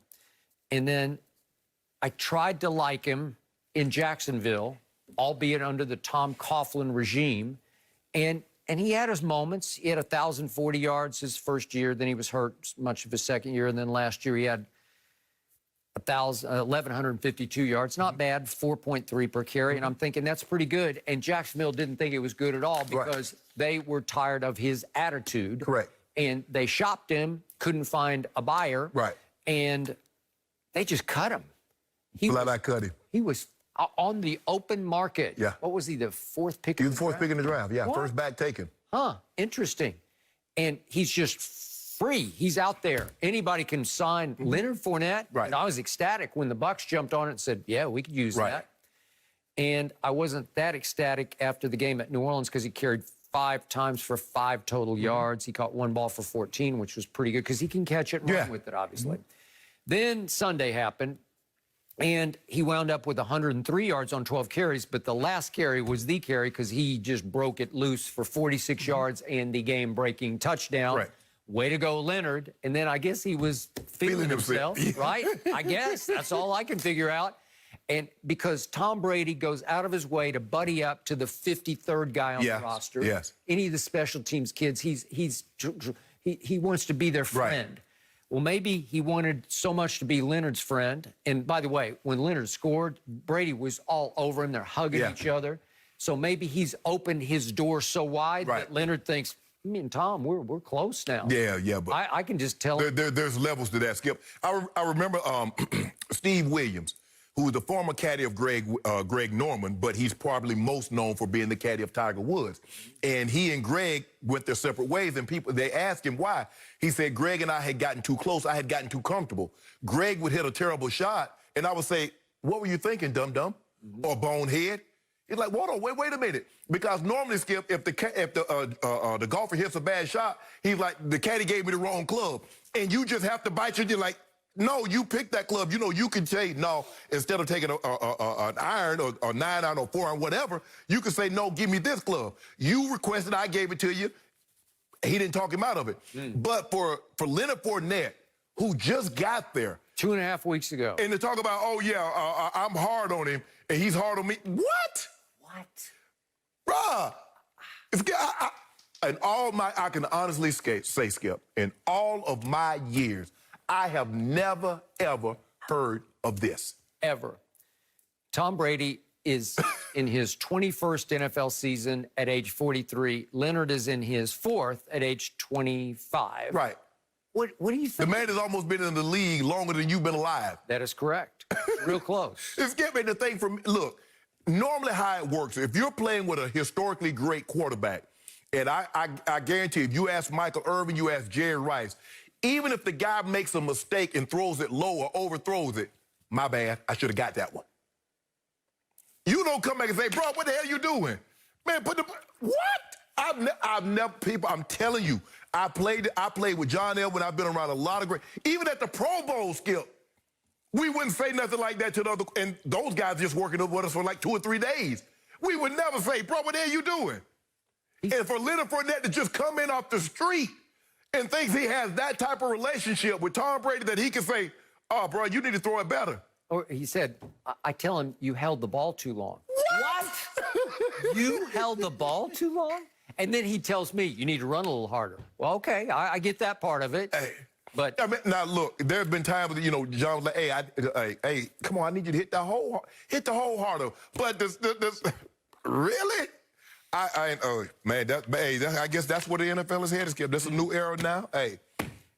Well, to your first point, what scares me, being a Tampa Bay fan, is that this is a bad sign. Yeah. Because you wanted this to really work and him to ease into the #1 back role. Right. Because Rojo, as they call him, Ronald Jones. Right. Like, I'm not sure about him as the #1 back. I could be sure about Leonard Fournette, but Jacksonville questioned his attitude, his intangibles, well, his work ethic. Remember, Skip, he's going to arbitration to try to get back like 300,000-400,000, maybe even more from fines and bonuses that he would have received had he not been suspended. So it's going to be interesting to see. But, Leonard Fournette, Skip, I'm shocked. And I'm like you, I'm reading this, I'm like, huh? I said, well, let me, because I'm just glancing over it like, you talk about we have that type of relationship. I'm like, okay, so let me read this again. And I'm like, you held the ball too long. Huh? What? I can just imagine I'd have told Seven, hey, bro, you need to get up off the ball, bro. You holding it too long. You holding it too long. So maybe last night Tom Brady sat back and said, you know, you're not in New England anymore because your new head coach the week before just blasted you publicly, and now you got a running back saying, I criticize him, and he criticizes me. So I guess Tom is looking like a whole. Everybody feels they get their pound of flesh now. So the coach take his shot, players can take their shot. No, somebody might can take their shot from a distance. You can't be on my team and take no shots. That is correct. So they say Brady's trying to change the culture. Well, he hadn't changed it yet. Yeah. They're acting like these sucking ears. Hold up, but Skip, what culture? Leonard Fournette. I mean, bro, you came from Jacksonville. And Tom is like, hold on, bro, you just got here. I don't know. I was afraid you were going to accuse me of seeming like a grumpy old man if I said, these kids today. No, absolutely not. Respect thing. Maybe we're all the old ones over here, but you don't do that. It just doesn't seem that complicated. It's Tom Brady. He's a legend. Okay, at least Shannon can admit that. I appreciate it. No mercy. LeBron James admitted he was, quote, pissed off about only receiving 16 votes for MVP this season. And now LeBron is still stuck with 4 career MVP awards, leaving him one behind Michael Jordan's total of 5. However, a recent article pointed out that while LeBron has received 24% of the first-place MVP votes during his career, that number pales in comparison to Michael Jordan's share of nearly 36%. Shannon, how do you even handle this? What does it tell you? Well, it tells me LeBron should have more than 4 MVPs. But I think the thing is now, I think the players have gotten better. They're more skilled now. And it's just not... Skip, you have to understand, prior to the 80-81 season, the players selected the MVP. So Dr. J was the first guy to win the MVP in which the media selected. Prior to that, from I think 55, 56 was the first year it was given out, the players, you voted for your peers, and that's who you got the MVP. Hence, Wilt scores 50 and 25, and he doesn't win. He averages 44 and 27, and he finishes 7th in the MVP voting. But for me, Skip, I guess the media thought that Michael Jordan deserved to be. I guess he should have won more MVPs also. Yep. Skip, because if you look at it, LeBron has won. He won 4 out of 5. So he won. 9, he went 8, 9, 9, 10, and missed 11, and he went 12, 13, 13, 14. But you figure Steph Curry wins it unanimous, so nobody got to see the first place vote, so he garners all the first place votes. Look, I don't want to look too much into it. I think both have had great. LeBron won 4 out of 5, Jordan won 2 out of 3 in each of the 3-peats. But for the most part, Skip, and this is not to knock anybody, but I just believe the players are more skilled now. And the likelihood, because you look at Jordan in the 80s, Magic and Bird had the MVP on lock. I mean, Dr. J won it in the 80, Moses Maloney won it in the next 2 years, and then Bird 3, and then 3 out of the next 4 years, it was Magic. So for me, Skip, I don't want to put too much into it. It just tells me, I guess, if you want to put it down in a nutshell, I guess the media members that were voting thought Michael Jordan deserved to be MVP, and they gave him more first-place votes than what they gave LeBron. But I believe that both players should have more MVPs than what they have. So nothing more, nothing less. But I know for certain LeBron James should have more than 4 MVPs. You know that. I know that. Jordan should have had at least 10. Man, see, there you go. Why you got to go overboard with it? Why you can't say 6? Okay, Jordan should have maybe 6 or 7. Why you got to go all the way to 10? You always got to be on a 10. That's the 10. You always on a 10. I lived through that era. I covered through that era. And it was unquestionably Michael Jordan's league. It was just case closed. He was the man. He owned basketball.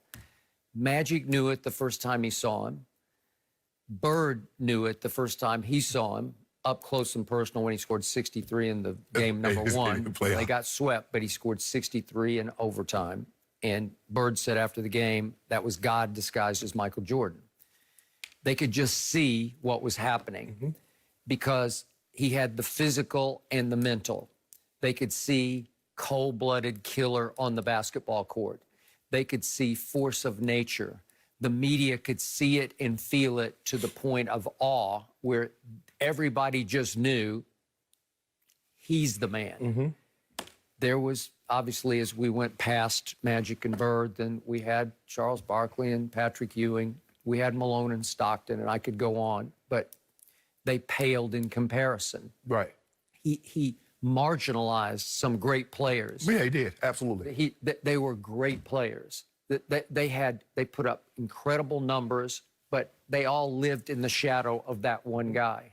So the media didn't love him because he wasn't the greatest with the media, the way LeBron's just great with the media. He's much more quotable and sort of accessible, and LeBron gives you so much of who he is. And Michael didn't always do that. He did what was required of him, but that was all. Right. And he didn't often open up. And because of that, his mystique ran a little hotter and higher than LeBron's does, because the media was in fear of him in a good way, like he was something else, like he was extraterrestrial. Mm-hmm. He wasn't quite what the rest of us were. He was something we'd never seen before. So it doesn't surprise me at all, because he only really played 13 years up through the last year in Chicago. Then he took 3 off and came back for 2 ceremonial years in Washington. You can criticize them and condemn them all you want, and you're correct. He just did it because he wanted to do it. He just wanted a last hurrah just for fun, and it wasn't that pleasant to watch. But so Skip, I just take 13 versus LeBron's 17 years. But Skip, we have to admit, there was no Kevin Durant playing in the 80s and 90s. There were no Anthony Davis. The 6'10" guys that can do. There was no Dirk Nowitzki's. There was none of that. So you have to look at it. There was no James Harden. There was no Steph Curry revolutionizing the game. That's what LeBron James, that's the era in which he's up against. Because you have to understand, when LeBron got into the league, there was still Shaq and Kobe, even though it's for 1 year. I think it's for 1 year. And then you had the Kobe. And then you had the Steve Nash. And so once he got his feet wet, okay, he dominated. Okay, but I got to defend those years. Magic was a unicorn. I've just never seen anything like him before. He's the second greatest player I ever saw.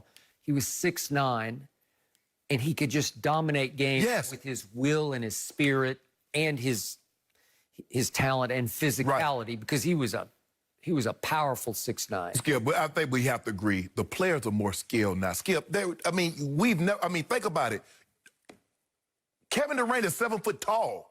Okay. And he's shooting the ball like a 6'6" or 6'7" guy. Okay, I got it. Handle the ball like that. Look at Anthony Davis. Guys, Anthony Davis and Kevin Durant, they were 4s and 5s. They played with their back against the basket. The game has evolved. Yes. These young, tall players are being encouraged to play like guards. Yes. Okay, I got that. That's what LeBron is up against. Steph Curry. I mean, Steph Curry is made more threes in a season than probably the whole NBA did when they instituted the three-point shot in '79. Okay, but Larry Bird, your favorite player. He was. He was a unicorn. Yes. He was 6 feet 9 inches tall, and he shot the ball so far back behind his head, it was unblockable. Yes. And you want to talk about skill level? You want to talk about passing and creating and stealing and disrupting on defense and shooting the lights out? Yes. Taking over a team, taking over a game, leadership, winning intangibles. It's just extraordinary what he had. So you can't tell me anybody's more skilled than Larry Bird was. Skip, you're talking about 6'9". Kevin Durant is doing everything Larry Bird is doing, can put it on the floor better than Larry, and shoot just as good. So, and he's 7 foot tall. Anthony Davis is 6'10" and a half. He is. But when you talk about killer intangibles like basketball assassins, if you put Magic and Bird in their prime in today's game, their intangibles would rise above the ones that we have today. The court is so open. Yeah, they're going to have, there's no hand checking. The hard fouling and things of that nature. Yes, I'm not saying that these guys couldn't succeed, couldn't thrive in this era. But when you talk about guys that, Kevin Durant, who's blocking that shot, Skip? Dude 7 foot tall, shooting it at a 9 foot apex. You talk about the jump shot that Anthony Davis shot. That's Kevin Durant. Kevin Durant's taller than Anthony Davis.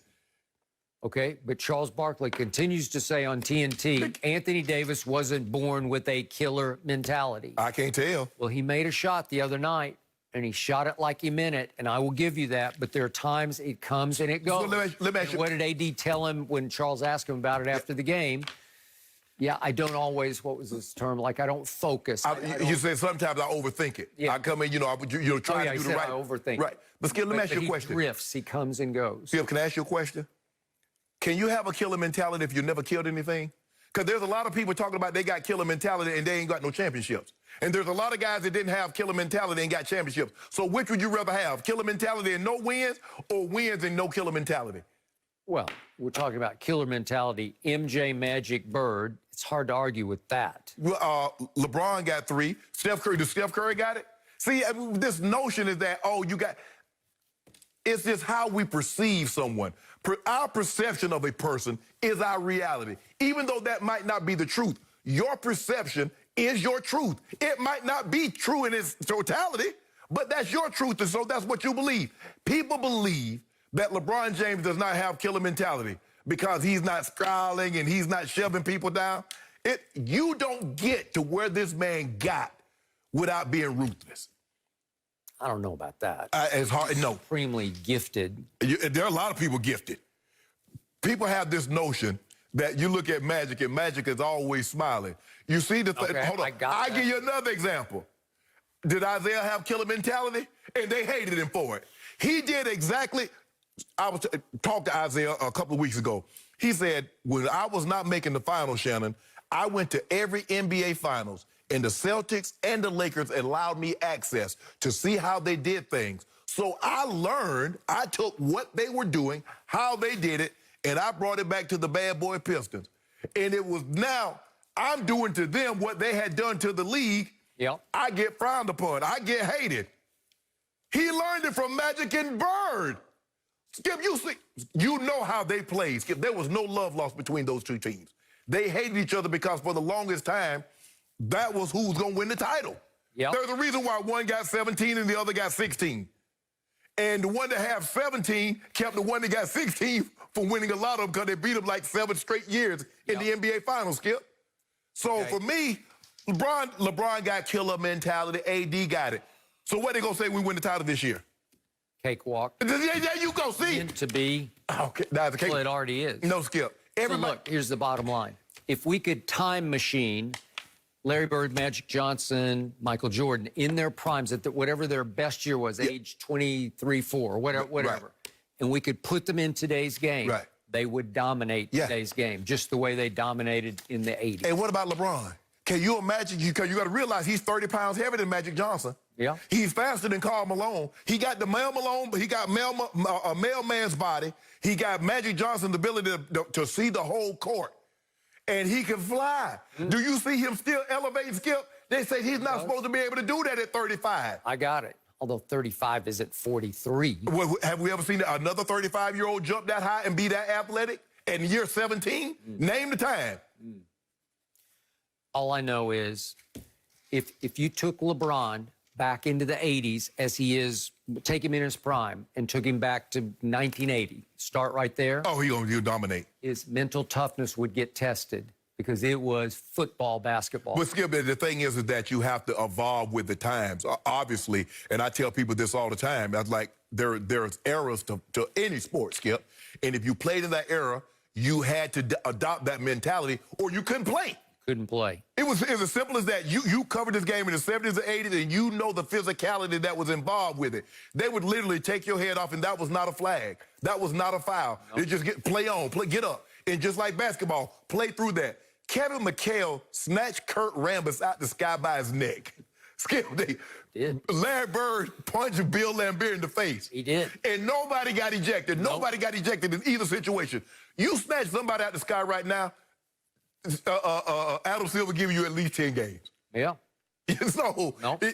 You have to evolve your way of thinking given the era in which you're playing in. But ain't no question in my mind, James is going to be that dude regardless of the era. Well, congratulations to Go James. He just won his 4th championship. Don't do that, Skip. Don't do that. Skip. 4 and 6. Hey. It's over. Whoa, you got it. Whoa. Yep. He got that 10 times. Yep. 10 times. That's pretty good. Pretty? Yeah. Pretty good. He actually won 4 out of 10. That's pretty good. You know what? I can't.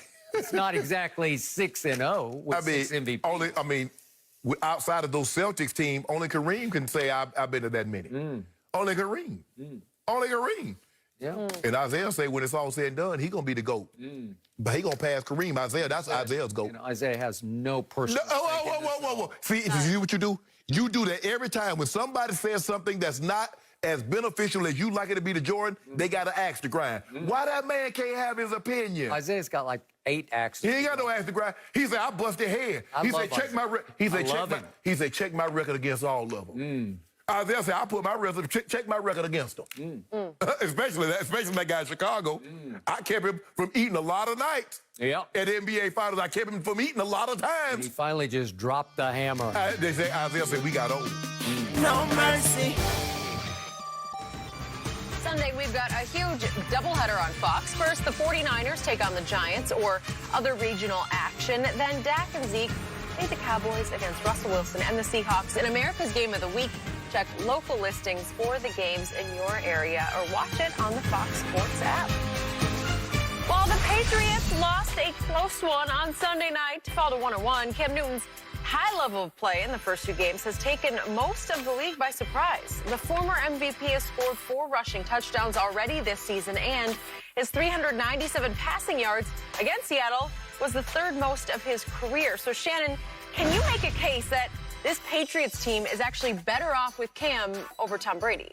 Well, given where they are right now, I would say yes. I don't think there's any question that Cam has through the first 2 games, has looked better than Tom Brady has. The Patriots fans are not going to forget about Tom Brady, Skip. The guy won 6 Super Bowls. He won 3 MVPs. Peyton Manning didn't make Denver fans forget about John Elway. He won an MVP and a Super Bowl, and he took them to another. And they didn't forget about John Elway. So Cam Newton is not going to make the Patriots fans forget about Tom Brady. But I do believe, because, Skip, maybe it's because N'Keal Harry is in his 2nd year. 2nd year in this offense, knows the system, he's healthy. And maybe he gravitates a little more to Cam's style of leadership than maybe Tom's. Julian Edelman, Cam can get out of harm's way, keep plays alive. Tom normally had to stay on script. That's what he was. He was as good as we've ever seen going by the script. Yep. Cam can get off script. This is fact. Julian Edelman has never had a receiving day like he had Sunday with Tom Brady. And for whatever reason, Cam is getting more out of those receivers than what Tom Brady got last year. Now, I don't, Skip, there could be a lot of, maybe Julian is more healthy this year than he was last year. N'Keal Harry, he started the season, Skip, he was on IR, so maybe he's healthy. Maybe he has a better grasp of the playbook. Whatever the case may be, this is what we know. These guys are playing better this year than what they played last year for Tom Brady. There could be injury, could be a factor, knowing the playbook when it comes to N'Keal Harry. Skip, Demarius Byrd making plays. I mean, like you said, only thing Bill Belichick did this offseason was get little Demarius Byrd from Arizona. From Arizona. And he's like their 5th receiver. And he's out there playing. He's out there making plays for him. So Cam is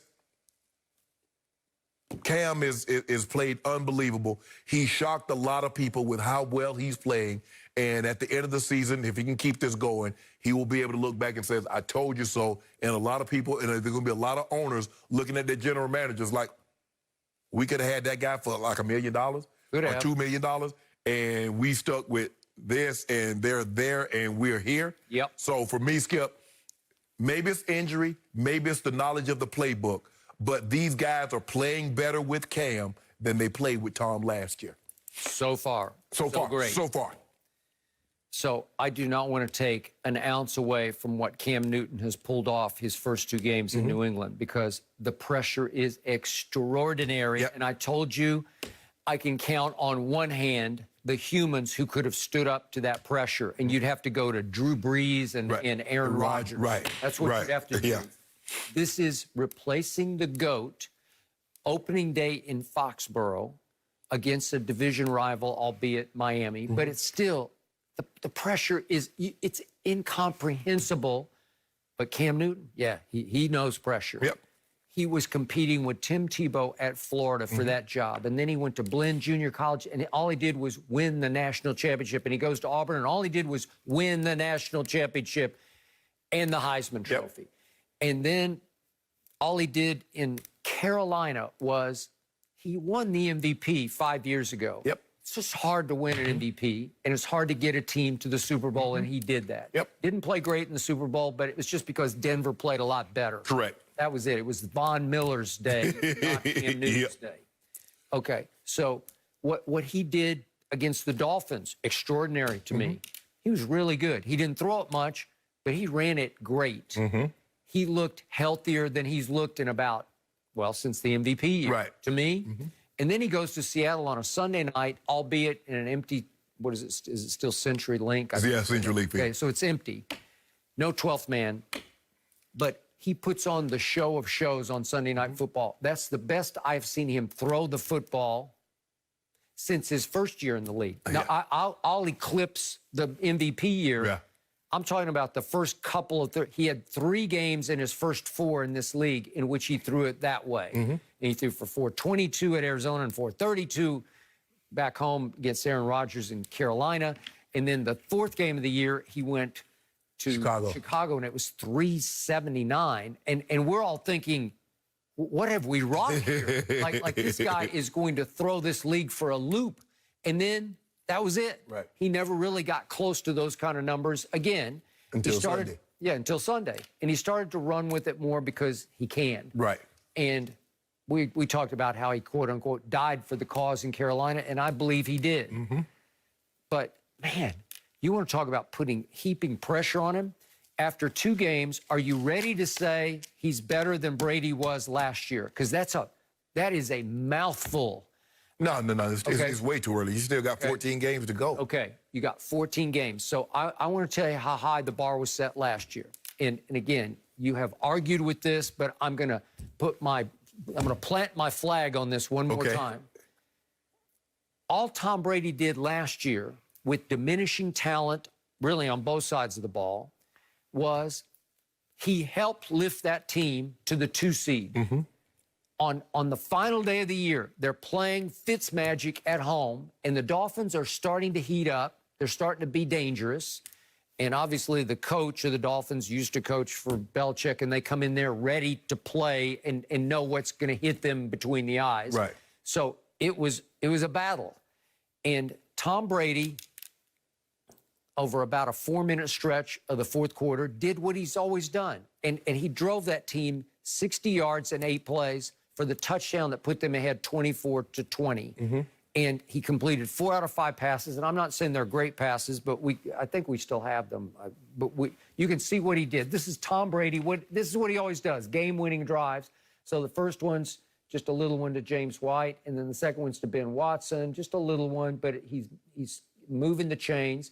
Now the third one's more of a rifle shot to Sanu, who failed this year to even make the squad. But that's Sanu for 22. And then here goes James White again, one of his favorite targets. And it's just a little screen, a little middle screen for a touchdown. So he did what he always does. And you say, that looked pretty effortless. That's just who he is. And as you say, on script, he stayed right on script. He held the ball a little while on the Sanu route, but he let him get behind the zone and he hit him. Okay. So the point is, now with 3 minutes left, they got the 2 seed. And Belichick's defense could not stop Matthew, I keep calling him Matthew, Ryan Fitzpatrick. I'm doing golf still. But Ryan Fitzpatrick turned back into Fitzmagic, and he goes 75 yards in 13 plays, and hits Gesicki with a 5-yard touchdown pass to win the game, 27-24. They didn't just need a field goal. They needed this. They needed a touchdown, and they lost the 2 seed, and they lost a week off. And the team is battered, and they needed a week off because their psyche was battered. But my point is, Tom Brady did his part. He did his job, as Belichick said, to get them to the 2 seed. Can Cam lift this team to the 2 seed? Because that's the bar that he set last year. I think the thing is what Cam does for this offense, Skip, is that he opens up the playbook more. He's more of a threat, and so now you have to count. You never had to look. Tom's going to be 7 to 8 yards behind the center. That's where you can find him. You don't need to look for him, Skip. You can find him there. Cam Newton, there's no telling. He might start there, but then the next thing you know, he might be 20 yards down the field. And that's something you never had to worry about with Tom. And so I think it forces your defense to be very disciplined, because you get out of position, Cam can gash you for a 20-yard run, but he also can buy time and throw the ball over the top of your head. So early on right now, guys seem to be playing better. The question is, as you said, can they keep this up for another 14 games? Can he avoid getting beat up? Right. Because it's just hard. Yeah. You're just taking a lot of pounding, Yes. and he's going to have to take some pounding because it's who he is. And plus, Skip, he's got 28 rush attempts. He got 28 rush attempts. That's 28. That's in 2 games. Okay. So are you going to let your quarterback basically take 200? That's on running plays. You're going to let him take 200 shots? Yep. Plus what he's going to take on passing plays when he gets knocked down or gets sacked? Yep. So I give you this. N'Keal Harry went deep in Tom's doghouse last year because he failed to hold on to a ball at Houston. Do you remember that one that resulted in another pick six? And once you go in a star quarterback's doghouse, it's hard to get out of it. And Cam has put a big arm around him. Because remember, N'Keal Harry, I loved him coming out of Arizona. He's 6'4", 225. And you're starting to see him flash a little bit with Cam. And Julian, just because they went bombs away the other night, he had his career day. Right. Okay, great. And I think that's the thing, Skip. Everybody's leadership style doesn't work for everybody. Nope. And as good as leader as Tom is, maybe that style didn't work for N'Keal Harry. Maybe he's a guy, Skip, and I tell you this, that's what you got to understand. Some guys, you got to put your arms around, hey, son, it's going to be okay. Just keep working. You're doing good. As opposed to, come on, you got to make that play. Come on. You just have to figure the guy out, what works for him, and get the best out of him. And Cam seemed to have pushed the right buttons with N'Keal Harry. I just hope Tom can push the right button with Leonard Fournette. Well, maybe he'll push the buttons right back. Yeah, exactly. That's the problem. No mercy. Well, Carson Wentz has looked less than stellar in Philly's 0-2 start, throwing 4 interceptions, losing 1 fumble, and being sacked 8 times. When asked yesterday why his 5th-year signal caller was regressing this season, Philly coach Doug Peterson had an interesting response, calling it a, quote, good question. Wentz's contract got extended through the 2024 season last summer, but the Eagles did draft dual threat Jalen Hurts this spring, and the former Oklahoma and Alabama QB actually played a few snaps Sunday as a decoy alongside Wentz. So, Shannon, are you ready to give up on your guy? Walk it to him. No, I'm not ready to give up, but that was a ridiculous response. And it was very telling, Skip. Good question. That's not normally the response that a coach gives. He normally says, look, we need to play better. We need to play better offensively. We need to run better. We need to block better. We need to play better defensively. And I need to coach better. Doug Peterson. Now, the first game, you allowed Wentz to get sacked 8 times, 13 hits. This week, you get Lane Johnson back, so you did a little better. He got no sacks, but he got hit about 3 or 4 times. My question is to you, Skip, if my house were to get robbed, the likelihood of me leaving the doors unlocked is not very good. So I'm trying to figure out, Doug Peterson, why do you continuously run all this gap protection, which you release 5 guys out into the pattern, when they can't protect your quarterback? That's coaching. I'm trying to figure out why Doug Peterson's play calling, his coaching has regressed. Because if you think he's the same guy that took that team calling the same plays, he's not. He's not. And Wentz has to understand. What was his book called? Fearless. Fearless. Yep. Well, here's the thing, Skip. There's a difference between being fearless and foolish. And I think you continuously running scat protection when your quarterback's getting pummeled is not fearless, it's foolish. It's easy for you to call those plays because you're not the one that's looking down the barrel. So he needs to self-reflect and says, okay, what can I do? What can I do to get my quarterback comfortable? Because it seems to me that he's pressing. He's like, well, we're not stopping anybody defensively. We're not putting on the boards offensively. So he's trying to make plays. Wentz knows he can't roll one way and throw back across it. There's nothing to hold a safety. If not only did the guy pick it, he got his receiver blown up, Skip. The safety's standing in the hole. Where does he think he can go in that area of the field, Skip? He think the safety's going to backpedal out the end zone, up in the stands? This was a horrible situation from the beginning. From the very moment that you took a quarterback, after you gave Wentz that money, and you take a quarterback in the second round, that was their first mistake, and it was the beginning of, I believe, that might ultimately be the end, because it sends a horrible message to your quarterback, says that we don't believe in you. Yeah, we gave you the money, but we don't believe that you're the guy that can take us to where we want to be again. That is correct. I have tried to tell you about Carson Wentz from the start. I have never loved his poise in the pocket, his feel for the game. I call him Carson W-I-N-C because I wince when I see his lowlights. I wince because he holds the ball too long. I give you some protection issues, but he doesn't handle the lack of protection very well. No. And his leadership intangibles are low, given the fact that he's supposed to be the face of the franchise. Sal Palantonio, my friend at ESPN, has reported on ESPN, I think it was on ESPN Radio, that he watches Carson Wentz after those big turnovers go to sort of the end of the bench and just sit by himself. Doesn't seem real connected to his locker room. I know that's been an ongoing issue. It seemed like last year it got better, but even at the end of the year when he went on his run, I kept saying, okay, so he beat the Giants twice and the then Redskins once, and my Cowboys 17-9. It just wasn't that impressive to me. You said he was doing so much with so little. Okay, the pressure was off, and he rose and shone as best he could under those circumstances with some pretty good backup talent. I thought they had some kids who could catch it, like that Greg Ward Jr. Right. So I read this quote last night in a Mike Sando article in The Athletic from an anonymous coach who has studied Carson Wentz. And the coach said, Wentz tries to make too much out of plays. He is going to wait one more hitch to make the big play downfield instead of just getting the ball out of his hands. And he screws it up for everybody, says the anonymous coach. From a coaching standpoint, it is selfish. He should know better at this time in his career with that kind of coaching he's getting and the players around him. It's feel for the game.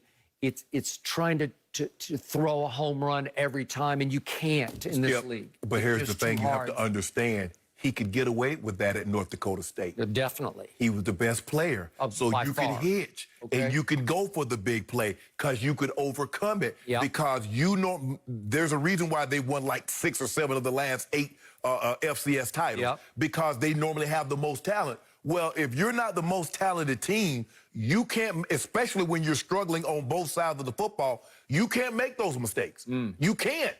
Nope. So, as a Cowboy fan, my biggest fear about the Eagles is that they're going to go to Jalen Hurts because I fear him because I love him.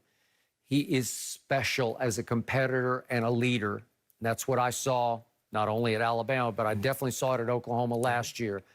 And I think that's what they saw in Jalen Hurts, and I think they were ecstatic to be able to, quote-unquote, steal him in the draft where they stole him, and they have plans for him, obviously. And to your point, it does not bode well for Carson Wentz. I mean, you don't buy a new car. Like, oh, I'll just go buy. I got a car. Buy a new car. I'm just gonna sit in the new car in the drive. No. You're gonna drive it, and eventually, you know, you're gonna morph out of the old one into the new one. That's just the way it works. Especially when the new one's 0-2. Yes. Yes. No, the old one's 0-2. The old one. Well, that's true. Yeah, right. The old one. The new one's about to get a test drive before long. He might be in the regular rotation. So we went this whole topic, and you did not use your nickname. No. Right. Is it now defunct? No. Right, because right now he bouncing it to him. No more walk it to him. Well, he walking it to the other team. No mercy. This week starts Saturday strong with a huge doubleheader on Fox. First, Oklahoma looks to avenge last year's loss to K-State on the big noon game of the week, where I'll be hanging out. And then the Longhorns take on the Red Raiders only on Fox and the Fox Sports app. Tom Brady finished with 217 yards and a touchdown in the Bucs win against the Panthers, but he was only 6 for 12 for 19 yards in the second half. A week after Bruce Arians publicly criticized Brady's play against the Saints, he's now standing up for his quarterback, saying that drop passes likely cost Brady a 400-yard, 4-touchdown game against Carolina. So, Shannon, You did give Brady a C- yesterday. Does this change your thinking? No. Bruce, don't do that. Skip, he's trying to make up for calling out Tom Brady last week. And what happened is that Bruce B.A. will call out his players, but people have never rushed to the defense of those players like they rushed for Tom Brady. You saw Brett Favre. You saw a lot of other in the media said, B.A., you can't do that to this guy. If you want to coach him or correct him, you do that in private. And so what he did is that he tried to overcorrect. Talking about, Skip, drops are a part of the game. Aaron Rodgers has 6 drops. Matthew Stafford leads the NFL with 8 drops. Ben Roethlisberger has 7. Carson Wentz has 7. Nobody has mentioned anything about their receivers dropping the ball. Now B.A. comes out. Skip, let me tell you what this is about. In the first 2 games, Tom Brady has not played that well. That's okay. It's year 21. And you're trying to make up for it. So Aaron Rodgers is averaging 300 yards a game. Minus those 6 drops, he would be averaging 400 yards a game. Matthew Stafford, they're 0-2. If he didn't have those 8 drops, they'd probably be 2. You see, we can keep going there. Skip, drops are part of the game. So is interceptions, so are sacks. So is this what we do? So you know what?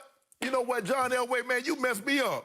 Because, man, I could have like 1,000 catches right now. We don't do that. Skip, just say, hey, we need to play better.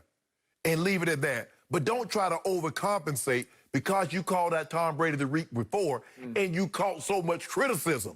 Now you're trying to overcorrect it and call out your receivers. Nah, bruh. That's not finna happen with me. I will give you this. It's something of a makeup call from a coach who went completely out of bounds after week 1. Their toughest test of the year at New Orleans against their arch division rival, the best secondary he's going to see. No preseason, almost nothing. You throw him into that fire. I thought everybody was a little too hard on Brady for that one, but there is much truth in what Bruce Arians is saying about what happened Sunday. And I tried to tell you yesterday on the show that there were, I didn't have 7 drops, but I had 4 like cold drops where you it just hit you in the hands and you dropped it. So could he have had another 100 yards passing? There's also a 23-yard pass interference call on Scotty Miller. That could have been 23 more yards. Could he have had 350 somewhere in there? Sure, he could have. He threw it well enough to have 350 yards passing. And if they had hung on to the ball, there's no way you're going to give him a C-. There's no way. But Skip, we can do that with everybody. So Peyton Manning probably would have another 5,000 yards than Drew Brees. Drops are part of the game. So now we're going to take the drops out of it? So what about the interceptions? What about the days that I had a good day and the quarterback threw an interception? Well, if he had thrown me the ball, I could have. We can't do that. Okay, but how many teams dropped 4 in the second half Sunday? I don't know many. Well, Matthew Stafford's only played 2 games, and he got 8 drops. So they dropped something. Roethlisberger's only played 2 games, and they got 7 drops. Wentz got 7 drops. Rodgers got 6 drops. Okay, but I showed you the tape of the drops. Do we still have that? I think we still do. I just showed you 3 drops that came on Sunday. I just showed you 3 of them. Okay, this is to Cyril Grayson, and it hits him in the head. Skip, Skip, why not just throw it and put it on him? Bruce Arians said the wind got it a little bit. So how, is that Grayson's fault? He ain't a meteorologist. Justin Watson has... Skip, that's a great defensive play. Okay, but that's for a first down. You have to catch that. Skip, that's a great defense. If you're that dude, you got to catch that ball. Okay, and then you can't tell me that. That's a drop. Okay, that's a drop. That's LaShawn. Okay, that's a drop. That's for a touchdown. You can't throw it any better. No, you can't. And by the way, he was actually moving outside the pocket and threw it on the run. Skip. Cyril Grayson, it hits him in the head. Skip, your team By the way, lost. Cyril Grayson never played college football. Right. He was a sprinter at Your LSU. team lost the Super Bowl because a tight end dropped the ball in the end zone. So you know how this thing works. Okay, but I was obviously covering the game, and I don't remember another drop in the whole game. He threw him a lollipop because he was so open. He was facing Roger Staubach, Jackie Smith, and he's a Hall of Fame. Yeah. And it's just like, here, I'll just do this. He was going back. He was falling back. And it's just going to hit. It's like it's right in your hands, and it's too easy, and he dropped it. Yeah. That's more of a mental drop than a physical. But you're not going to blame that on Cyril Grayson. Grayson, He's Cyril. You're not going. Cyril dropper. You're not going to blame that on him, right? Hold on. You said it. Okay. You said it was a drop, and then you said the wind caught it. That's what Bruce Arians said the wind played with it a little bit. Bruce doing too much talking. Yeah. Because he's trying to skip, because I've never seen a coach to try to explain everything. You know, what happened here? Well, this is what happened. Bruh. Okay, but I do like the mentality. He said drops are never expected and never accepted. He said you're a professional football player. You are paid to catch football. So what is it? So a quarterback should never have an incompletion.